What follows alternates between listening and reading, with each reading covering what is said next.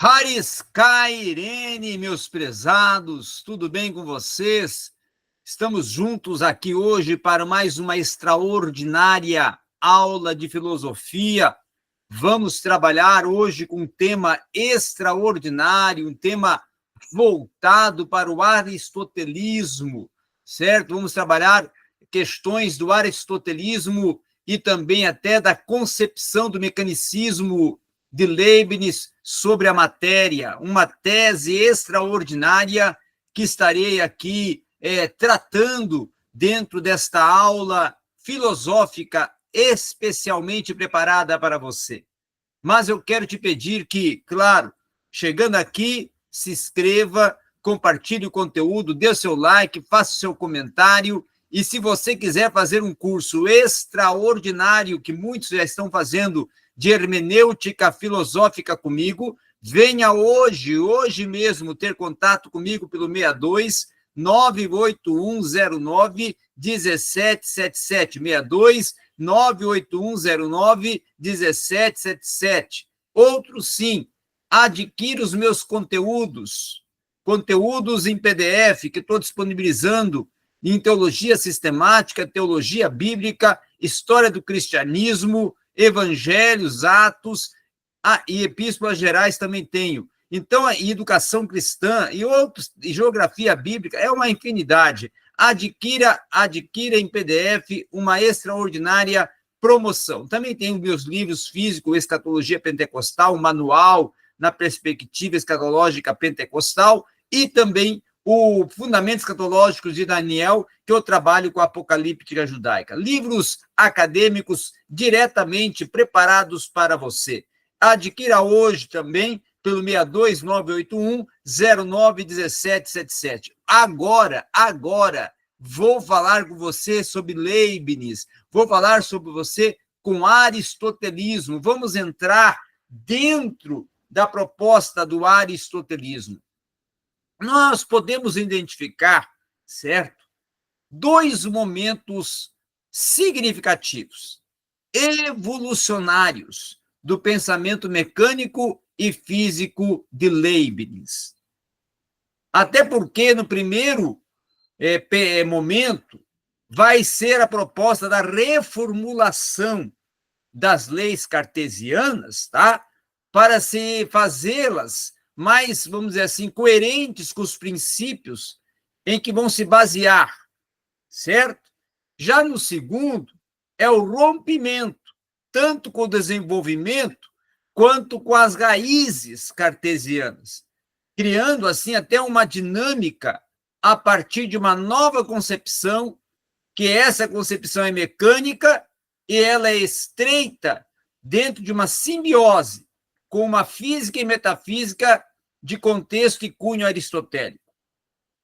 Isso, inclusive, vai nos levar a perguntar como alguém que esteve tão imbuído da ciência moderna, a ponto de ser um dos dois mais proeminentes, né, filósofos da época socrática, junto com Platão, que, inclusive, ele era discípulo de Platão, Aristóteles, e esse aspecto aristotélico pode se voltar dentro de uma nostalgia, mas, apesar de si mesmo, se torna o momento mais triunfante da filosofia mecânica, que foi arraigada dentro de uma convicção, inclusive, que a noção de natureza herdada por Aristóteles, ela era falsa e cientificamente estéril. Agora, vejamos aqui uma outra questão que eu quero colocar aqui em pauta para você. É a influência cartesiana que vai ocorrer dentro dessa herança aristotélica, porque ocorre uma influência cartesiana, e quando eu falo influência cartesiana, eu estou falando de René Descartes, certo? Que esse filósofo francês, o René Descartes, vai ter uma influência muito grande das suas teses dentro da herança aristotélica, do legado aristotélico. Até mesmo, desde cedo, podemos colocar também que Leibniz vai mostrar o espírito eclético, que vai caracterizar todo o seu pensamento. e na sua juventude, ele vai se sentir fortemente atraído pela filosofia reformada. E essa nova ciência da mecânica que foi estabelecida por René Descartes. Então, o que acontece? O Leibniz, tá? Ele vai acampar e vai inserir no seu pensamento e nas suas teses uma herança cartesiana, porque ele começa a trabalhar com o pensamento de Descartes e vai fazendo um elo entre o pensamento de Descartes e também, claro, fazendo um diálogo, ou promovendo um diálogo com o prestígio das teses de Aristóteles,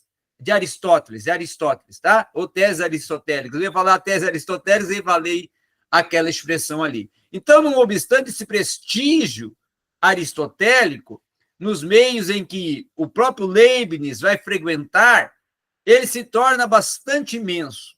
Até porque, durante a última metade do século XVII, esta parte da filosofia e da física cartesiana ganhou uma ampla aceitação.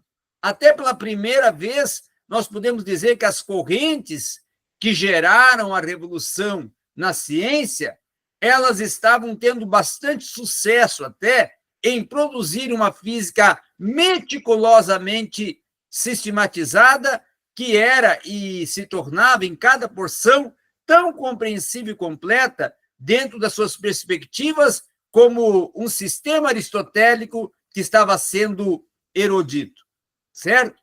Nesse sentido e aspecto, nós podemos também dizer que alguns são atraídos até para a física cartesiana por causa até da sua proposta mecanicista e intransigente, que nós denominamos na filosofia de mecanicismo intransigente. Então, no qual essa época até vai colocar-se uma grande esperança, né? Enquanto outros, até por causa de uma determinada convicção do valor da epistemologia e da própria metafísica cartesiana, eles vão fornecer muito nesse aspecto de pano de fundo, até para uma compreensão de René Descartes sobre o ponto físico. Então, em todo caso, nós podemos até defender e falar que a física cartesiana ela se tornou um sistema que nenhum investigador da filosofia natural ele poderia deixar de estudar. Por isso é que Leibniz vai trabalhar com ele. Por quê? Porque Leibniz é um dos principais pensadores da filosofia natural, né? Então, por algo que podemos dizer que o pensamento de Leibniz, entre uns 10, 15 anos, foi influenciado, conduzido e inserido até em torno do cartesianismo. E as suas declarações, inclusive, que são declarações concernentes a essa adoção dos principais, vamos dizer assim, pensamentos e posicionamentos dos reformadores, começaram a surgir a partir, podemos dizer aqui, do século XVI, em 1668 aproximadamente. E aí nós vamos colocar e adotar o ponto de vista dos filósofos que mais vai ter influência, que mais vai ter proeminência, tá? A reforma, por exemplo, ela consiste negativamente nesse abandono das formas substanciais que a própria nova filosofia, de uma forma positiva, irá substituir pela consideração desse movimento local. Então, o seu pressuposto básico e essa noção de que por trás de todos os fenômenos naturais estão os corpos constituídos até por partículas, tá? E essas partículas, sendo elas dotadas de uma magnitude, de uma figura, de um movimento, eles vão abrir para nós uma série de questões a serem pensadas e até foram trabalhadas nesse aspecto. Uma delas é que a mecânica, tá? E aí nós vamos nos direcionar ao mecanicismo, ela vai passar a ser considerada, nesse momento, uma excelência, a nova ciência da natureza. Então, há uma inserção do mecanicismo dentro do estudo da nova ciência da natureza. E aí, as explicações que são dadas por essa causa eficiente, segundo algumas leis até que podemos colocar aqui, que são necessárias e universais, elas são totalmente derivadas de uma fenomenologia, de um fenomenismo, tá? Que é independente das qualidades, que são diferenciadoras de nossos sentidos em qualquer que seja a finalidade que é oculta e também manifesta. Partindo até de dois aspectos mais marcantes dessa ciência, desta física reformada e desse uso intensivo da matemática, com até proposições que são claras, precisas, de demonstrações rigorosas para se descrever e prever os fenômenos da natureza, essas teorias matemáticas que são aplicadas dentro de eventos naturais reais, tais como até queda dos corpos e movimento de projéteis, eles vão se distinguir de modelos matemáticos e até do tipo salvar o fenômeno, como são usados pela astronomia desde lá do período dos gregos. Então, se vai costumar atribuir, inclusive, a Galileu Galilei, o início desse processo de uma matematização da natureza, e até transformar esse ponto central desse método descartiano, proposto por René Descartes, que vai ter como característica principal consistir, então, o quê? Na ampliação de um modelo, de um conhecimento matemático em todos os objetos. E aí, nesse aspecto, isso não vai querer dizer que efetivamente vai se usar uma aritmética, uma geometria, uma álgebra, para desenvolver ou propor um conhecimento de todos os aspectos e coisas e objetos, mas um método que vai procurar o ideal, vamos dizer assim, matemático, para poder desenvolver até o que nós chamamos na filosofia de matésis universales. O que quer dizer isso? Que Descartes vai tomar a matemática, vai se apropriar da matemática justamente no sentido de conhecimento completo, um conhecimento, inclusive, que ele é perfeito e inteiramente dominado pela inteligência e que também, inclusive, vai poder dizer assim que ele possui, ou ele trabalha com métodos e os dois elementos fundamentais do conhecimento matemático, que são a ordem e a medida. E é por essa via da matésis universalis que ele tentará encontrar os novos fundamentos para o conhecimento, e não apenas da natureza, tá? Mas também de Deus e da alma. Apesar até da diversidade dos objetos, a ciência, ela se torna una, e essa unidade é proveniente da unidade do intelecto, que vai investigar a evidência desses diversos conteúdos até, por isso é que a unidade do método vai ser determinante para se encontrar essa unidade da ciência. E aí eu defendo e parto para o princípio que Galileu, ele que já tinha percorrido um longo caminho nessa direção, ele formulou duas leis básicas da descrição do movimento dos corpos: a lei da queda livre, tá? E a lei dos projéteis. Na lei da queda livre, ele trabalhou com a distância percorrida na queda proporcional ao quadrado do tempo. Já na lei dos projéteis, ele trabalhou com a relação parabólica entre as coordenadas vertical e horizontal da trajetória. Então, ambas as leis somente são fatores geometricamente representáveis de espaço e tempo, porque são mencionados. Dentro do quê? Da velha crença que a velocidade da queda depende do peso do corpo, e isso é um fator não geométrico, mas parece e pode ser refutado, e que levou, inclusive, esse fator que a Galileu se tornar mais confiante acerca das possibilidades de uma nova ciência e propor uma nova ciência. Então, Descartes, tá? Para nós compreendermos aonde Descartes entra, ele propõe uma abordagem geométrica mais radical e uma que podemos dizer até que fornece uma estrutura conceitual que se torna necessária e também una o sistema cósmico em uma moldura explanatória, e uma moldura explanatória até de caráter mecânico. Então, ele vai ser responsável até por afirmar que o único traço básico da matéria se torna o quê? A extensão, e que todas as outras características elas são totalmente redutíveis a esse tipo de traço e se tornam logicamente deriváveis dele.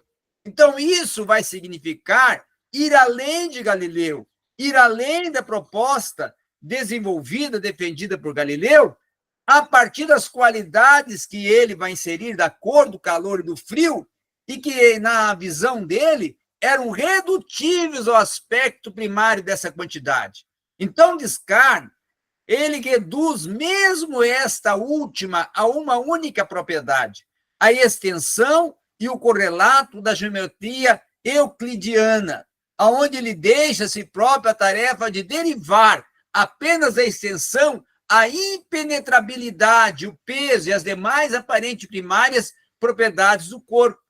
E aí esta sua atitude, ela é uma atitude que resultará no abandono de vários conceitos, tá? Da filosofia aristotélica, em especial o conceito de forma substancial.